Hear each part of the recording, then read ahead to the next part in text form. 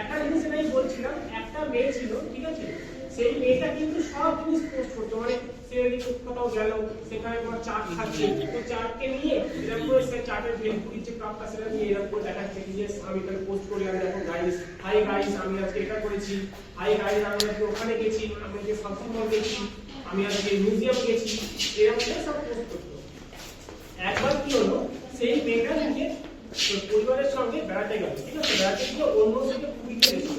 এবারে সে পুরীতে গিয়ে কি করলো, পুরীতে গিয়ে সে ওখানে পোস্ট করতে লাগলো কি হাই গাইস দেখো আমি জগন্নাথের মন্দিরে এসেছি, আমি এখন পুরীতে আছি। এবারে যেই ও পোস্ট করলো সব কিছু করলো, তখন কি আছে দেখো ইনস্টাগ্রাম বা ফেসবুক বা অনলাইনে সবাই ভালো লোক হয়, অনেকে কিছু খারাপ লোক হয়, অনেকে চোর হয়, অনেকে হয়তো কি হলো করবে, কি হয়েছে?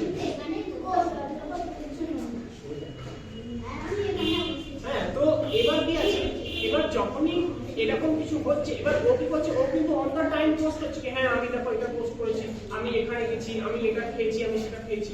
এবার কি হচ্ছে, যখন ও বাইরে গেছিল আর তখন ও পোস্ট করলো কি আমি তো বাইরে গেছি, হাই গাইস আমি এখানে ঘুরছি।